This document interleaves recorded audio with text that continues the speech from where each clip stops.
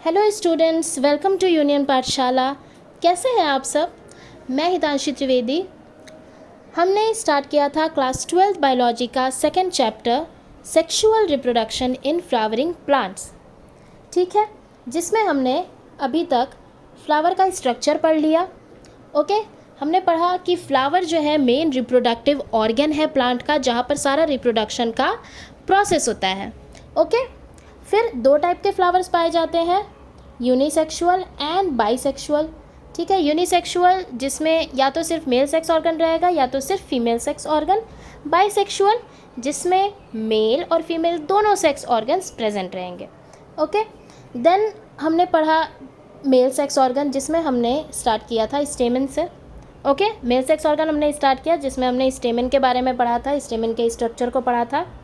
Okay, तो हमने क्या पढ़ लिया अभी तक कि स्टेमन किससे मतलब स्टेमन्स के ग्रुप को क्या बोलते हैं? एंड्रोशियम बोलते हैं। ओके, स्टेमन्स के ग्रुप को हम क्या बोलते हैं? एंड्रोशियम बोलते हैं। और स्टेमन एंथर और फिलामेंट से मिलकर बना होता है।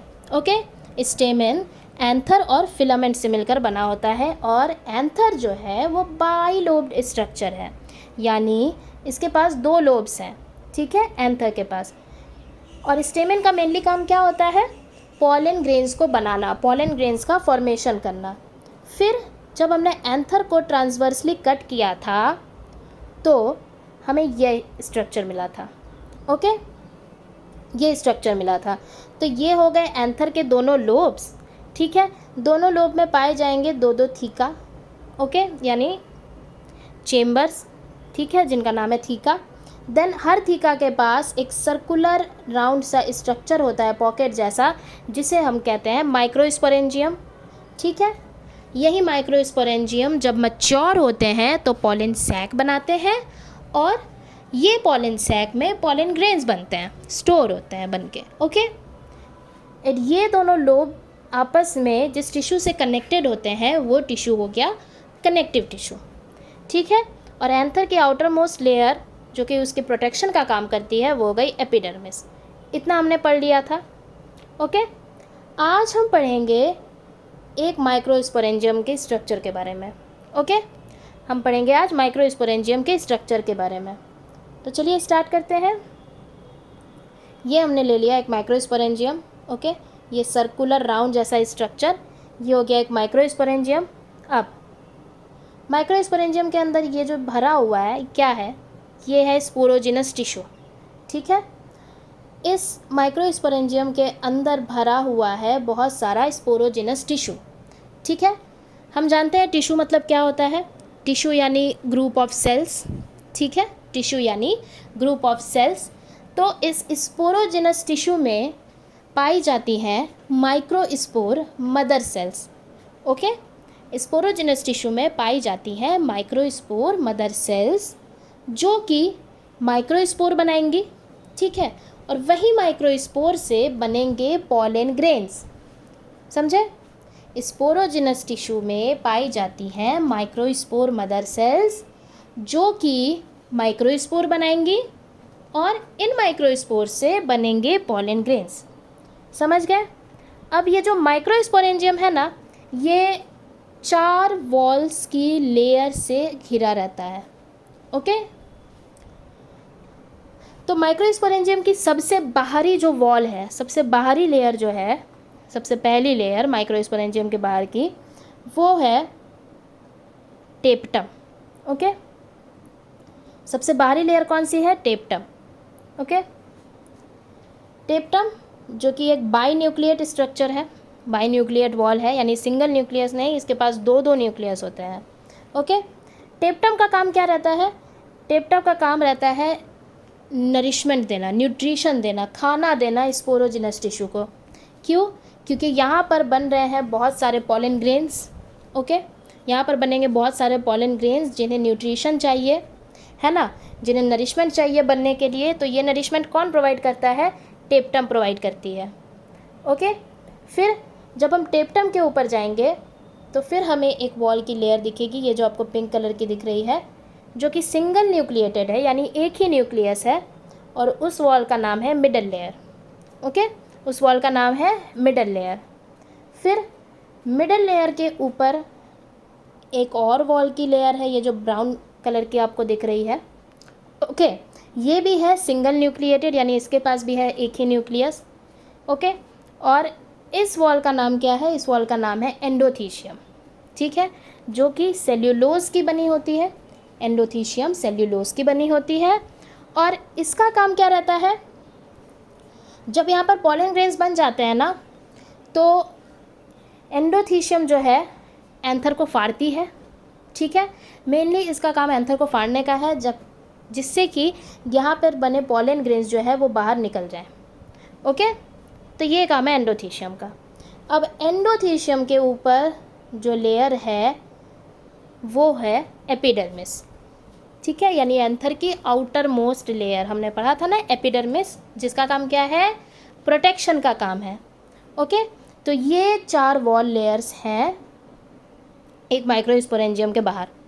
ओके, ये देख लो, यहाँ से अच्छा समझ में आएगा। सबसे बाहरी लेयर हमें कौन सी दिखेगी? एंथर का स्ट्रक्चर अगर हम देखेंगे तो सबसे बाहरी लेयर हमें कौन सी दिखेगी? एपिडर्मिस। ठीक है, एपिडर्मिस हटाएंगे तो हमें मिलेगी एंडोथीशियम। ठीक है, एंडोथीशियम को हटाएंगे तो हमें मिलेगी मिडल लेयर। फिर मिडल लेयर को हटाने के बाद हमें मिलेगी टेपटम। ओके, और अगर हम टेपटम को हटाएंगे तो फिर हमें क्या मिलेगा? माइक्रोस्पोरेंजियम मिलेगा, जिसके अंदर स्पोरोजिनस टिश्यू भरा हुआ है।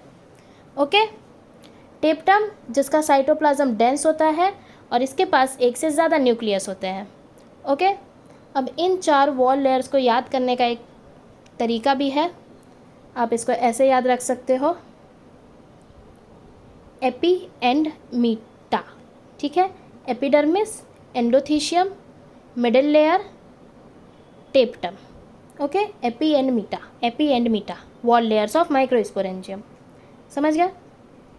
यहाँ देखो, epidermis outermost covering of anther.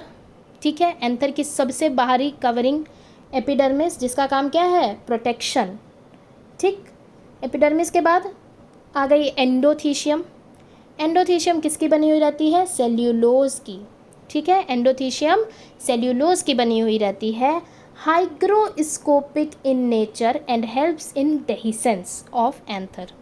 ठीक है, हाइग्रोस्कोपिक मतलब वाटर को एब्जॉर्ब करने वाला। ओके, यानी एंडोथीशियम जो है वो वाटर को एब्जॉर्ब करेगी, क्योंकि ये हाइग्रोस्कोपिक नेचर है इसका। ओके, वाटर को एब्जॉर्ब करेगी, जिसकी वजह से एंथर फूल जाएगा और फिर वो फट जाएगा। ठीक है, इसी फटने को डेहिसेंस कहते हैं। ठीक है, जब वो वाटर एब्जॉर्ब कर रहा है तो that is hygroscopic nature of endothecium. ठीक है, वाटर एब्जॉर्ब किया, एंथर फूल गया और फट गया, डेहिसेंस हो गया एंथर का। ठीक है, तो अंदर बन रहे स्पोरोजिनस टिश्यू में जो स्पोर मदर सेल्स है, वो जो पॉलन ग्रेन्स बना रही है माइक्रोस्पोरेंजियम के अंदर, वो जब एंथर फटेगा तो ये पॉलन ग्रेन्स बाहर निकल जाएंगे एंथर से। समझ गए?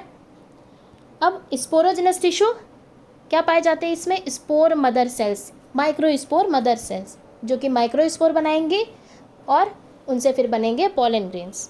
Okay, then tapetum, binucleate wall layer. Okay, एक न्यूक्लियस नहीं, 2 न्यूक्लियस रहता है इसमें, टेपटम में। ठीक है, ये न्यूट्रिशन प्रोवाइड करती है जो पॉलन ग्रेन्स बन रहे होते हैं उन्हें। ठीक है, फिर मिडल लेयर, एंडोथीशियम के बाद वाली लेयर मिडल लेयर, जो कि मैच्योरिटी पर डीजनरेट हो जाती है, डिस्ट्रॉय हो जाती है। ओके, यहाँ से देख लो, ये देखो, यही स्ट्रक्चर हमने पढ़ा। ठीक है, एंथर को ट्रांसवर्सली कट किया तो हमें कुछ ऐसा स्ट्रक्चर मिला था। ये हो गए दोनों लोब। ठीक है, ये हो गए 1 2 3 4 माइक्रोस्पोरेंजियम। ठीक है, जो कि सर्कुलर है, राउंड शेप के हैं। ओके, फिर हमने इसकी वॉल लेयर्स के बारे में पढ़ा। सबसे बाहरी लेयर कौन सी है? एपिडर्मिस की। एपिडर्मिस के बाद कौन सी लेयर आ गई? एंडोथीशियम। एंडोथीशियम के बाद आ गई मिडल लेयर। ठीक है, फिर आ गई टेपटम और आ गए माइक्रोस्पोर मदर सेल, यानी माइक्रोस्पोरेंजियम। ठीक है, समझ गए? ये देखो, यहाँ पर क्या हो रहा है, ये पॉलन ग्रेन्स यहाँ पर बन गए। अब ये देखो, एंथर फट चुका है। ठीक है, और ये पॉलन ग्रेन्स बाहर रिलीज़ हो रहे हैं। इसका ये कौन सी वॉल का काम है? एंडोथीशियम का। ओके, समझ गए? अब यहाँ पर पढ़ लेते हैं structure of microsporangium. A typical microsporangium appears near circular in outline. बिल्कुल सर्कुलर होता है स्ट्रक्चर। एक नॉर्मल माइक्रोस्पोरेंजियम का, एक टिपिकल माइक्रोस्पोरेंजियम का स्ट्रक्चर सर्कुलर होता है, राउंड शेप का होता है ना। फिर it consists of homogeneous mass of meristematic cells called primary sporogenous sales surrounded by anther walls. ठीक है, क्या रहता है माइक्रोस्पोरेंजियम में? स्पोरोजिनस सेल्स रहती है, स्पोरोजिनस टिश्यू में पाई जाती है ना माइक्रोस्पोर मदर सेल्स, ठीक है, जो कि एंथर वॉल से घिरी हुई रहती है। फिर कैसे सेल्स पाए जाते हैं इसमें? Meristematic cells. मेरिस्टेमेटिक सेल्स यानी यहाँ पे कंटिन्यूअस मियोसिस और माइटोसिस होगा पॉलन ग्रेन्स को बनाने के लिए। ओके, कंटिन्यूअस डिवीजन होते रहेगा। समझ गए? फिर primary sporogenous sales forms microspore mother sales. Okay, primary sporogenous sales जो होती हैं वो माइक्रोस्पोर मदर सेल बनाएंगी जो कि डिप्लॉइड होंगी। 2n मतलब डिप्लॉइड। ओके, स्पोरोजिनस टिश्यू क्या है? When the anther is young a group of compactly arranged homogeneous cells called sporogenous tissue. ठीक है, जब एंथर यंग स्टेज में रहता है तो एक टाइटली पैक्ड होमोजिनस सेल्स के ग्रुप को ही स्पोरोजिनस टिश्यू कहते हैं। ओके, अब देख लेते हैं, एनसीईआरटी थोड़ी पढ़ लेते हैं। Structure of microsporangium in a transverse section a typical microsporangium appears near circular in outline. Typical microsporangium circular in outline, circular. ठीक है, उसके बाद it is generally surrounded by 4 wall layers, epidermis, endothecium, middle layer, tapetum. है ना, ये है ना, ये देखो एक माइक्रोस्पोरेंजियम, ये हो गया एक माइक्रोस्पोरेंजियम। किससे किससे घिरा हुआ है? एपिडर्मिस है सबसे बाहरी लेयर, उसके बाद है एंडोथीशियम, मिडल लेयर, और फिर आ गया टेपटम, और ये आ गया यहाँ पे माइक्रोस्पोरेंजियम। ठीक है, जिसमें माइक्रोस्पोर मदर सेल्स आपको दिख रही है। ओके, फिर क्या है? The outer 3 wall layers perform the function of protection. Epidermis, endothecium, middle layer protection का काम करेंगी and help in dehiscence of anther to release the pollen. Dehiscence यानी एंथर को फाड़ने का काम करेंगी।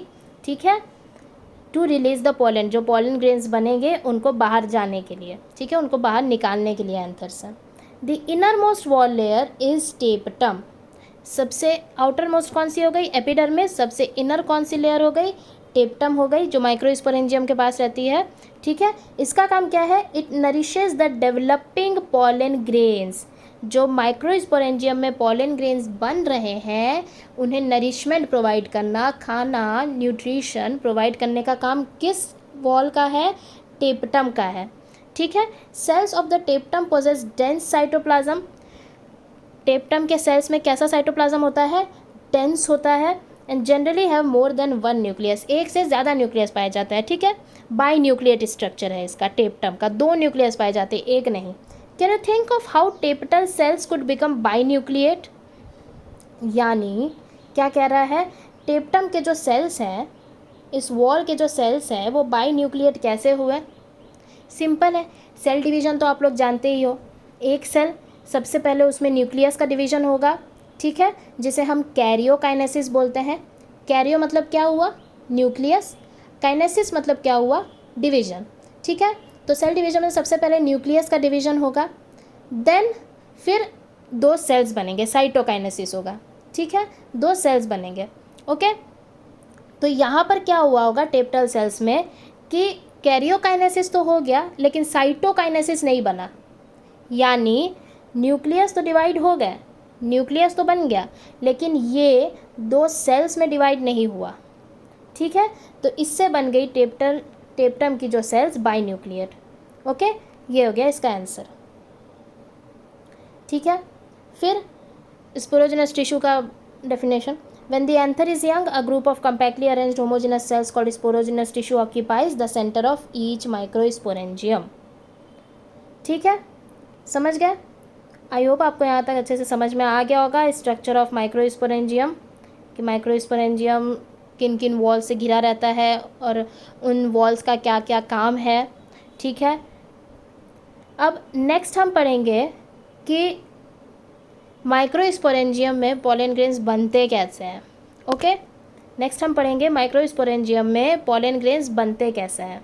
ओके, तो वीडियो पसंद आए तो लाइक करें, अपने फ्रेंड्स के साथ शेयर करें और अपने चैनल यूनियन पाठशाला को सब्सक्राइब करना ना भूलें। Thank you, take care, bye bye.